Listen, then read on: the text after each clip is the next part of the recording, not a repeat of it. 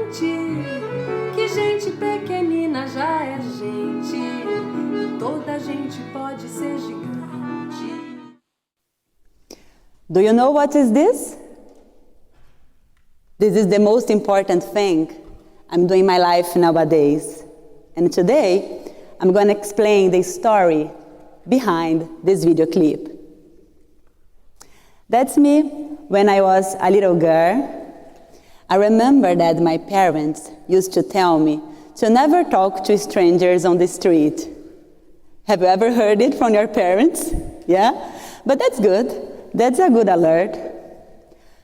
However, my parents could never imagine that the danger was inside our own house. My father is an architect, and his office was at home. My father invited my uncle to work with him. This uncle was very dear to my family, very trusted by my parents, and very kind to me. However, when we were alone, this uncle showed me a different kind of affection. I knew something was wrong because it was like a secret between us, you know? But I felt so confused, ashamed, and embarrassed, then I preferred to shut up.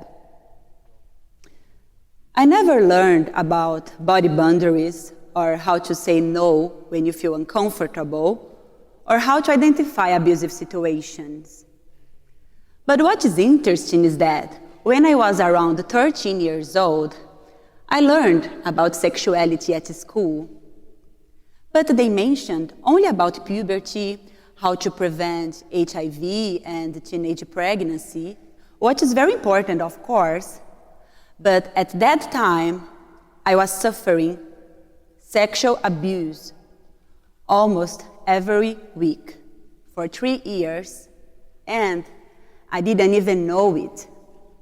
Because I thought that sexual abuse, sexual violence was about rape, and it didn't happen to me, but he touched my body, and he made me touch his body 100 times. Only when I was already a grown-up, when I turned 25 years old, these memories started to come very often, like disturbing me all day, you know? I never had health or mental disorders before, but I started to have. I remember one day I was working and my skin was itching very, very hard. I went to the kitchen of the company, I opened the freezer, I got a cube of ice, and I went to the bathroom. I took off all my clothes, and I started to rub that ice all over my body. I was trying to alleviate my itching, but actually, I think I was trying to clean myself, because I was feeling dirty. I wish that I could change my skin to a new one, because I was feeling guilty. But it was not my fault. I was just a girl. It was almost impossible to get out of that situation alone. And unfortunately, it didn't happen only to me. That's the reality of thousands and thousands of children who have suffered and still suffer it. In Brazil, 1 in 4 girls up to 13 years old suffer sexual violence every hour. And it also happens here in Japan, because a study was done with high school students in a school here in Tokyo, and 1 in 4 students had already suffered sexual violence. But 40% of them never told anyone, because that's what happens. Usually, victims of sexual violence keep the secret, keep the silence.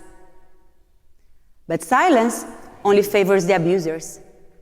We need to speak up and raise our voice to break this taboo.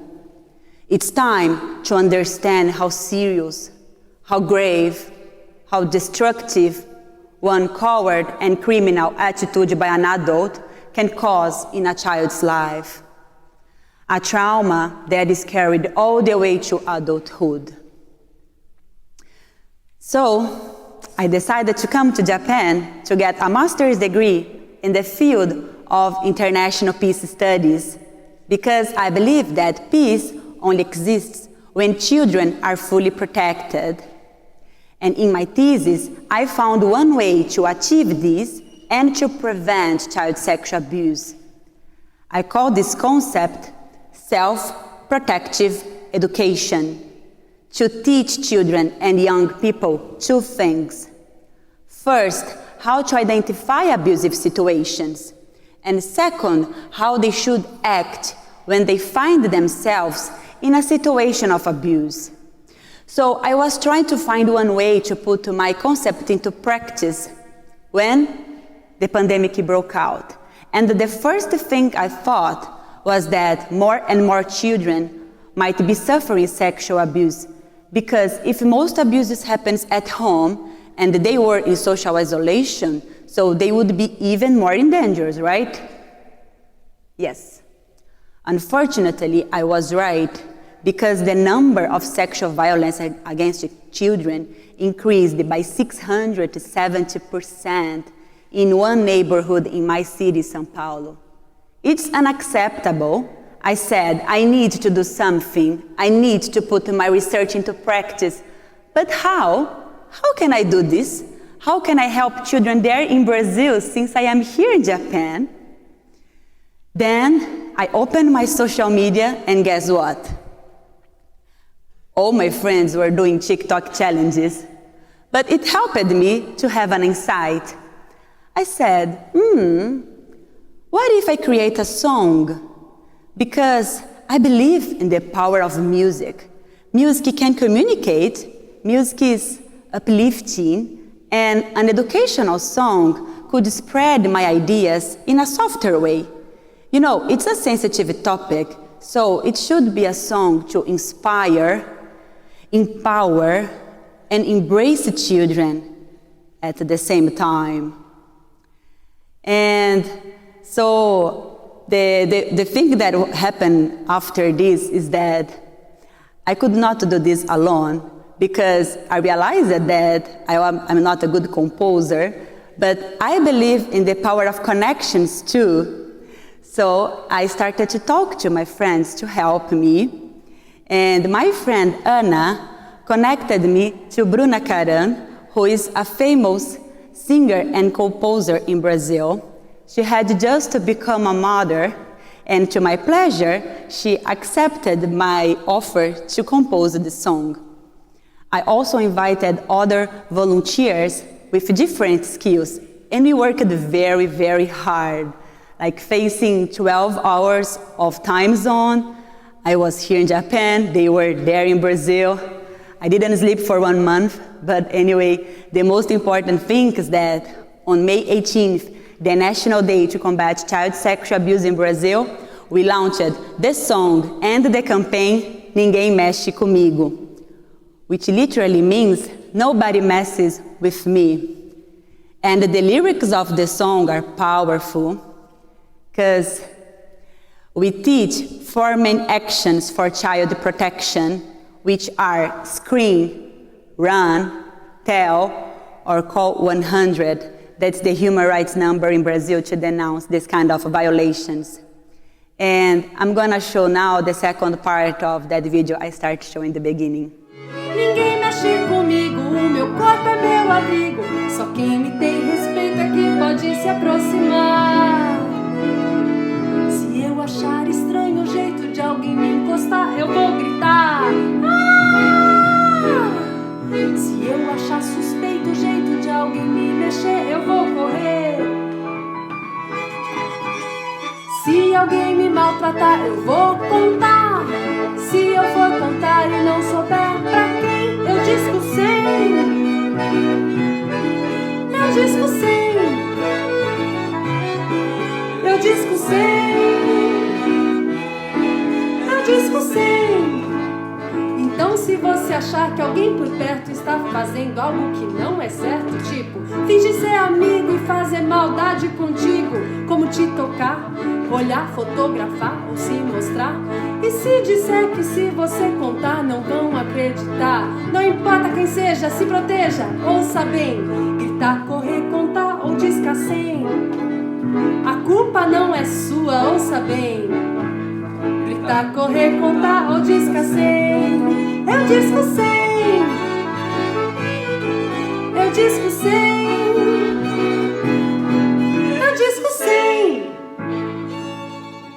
So the song was a success. The campaign were published in more than 40 newspapers, magazines, and news portals like BBC Brazil and others. TV Cultura, the largest public educational TV channel in Brazil, also helped us to spread our message throughout the country. They broadcasted our video clip every day for months. And there was a huge mobilization of the civil society.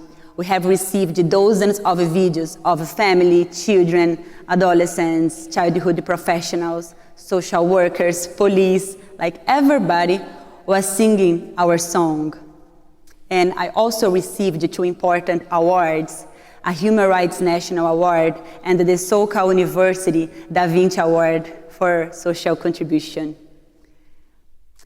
Since I started this campaign, I have been receiving dozens of stories. And one of them really touches me. While watching the video clip with her mother, one little girl realized that she was being abused by her stepfather. This girl was deaf. She couldn't hear the song, but because of the sign language, she understood the message, and she told her mother, who supported her, and immediately called 100, asking for help. You know, since, before I launched this campaign, whenever I thought about this problem, I felt trapped and stuck. But now helping these children gives me hope. Now I see myself as a survivor, because it's not everyone who can survive to be here telling their own story. I learned that when you transform your pain into actions that improve people's lives, you transform yourself too. Now, my wish is to spread this message to the world. We are already working on the new version of the song in different languages to start in English, German, and also Japanese. Today, I am a mother, and my son Hiroshi is here watching me right now. Is thinking about him and all the other children that I make it my vow to eliminate child sexual abuse from the world. I will fight until nobody messes with any children anymore. Thank you.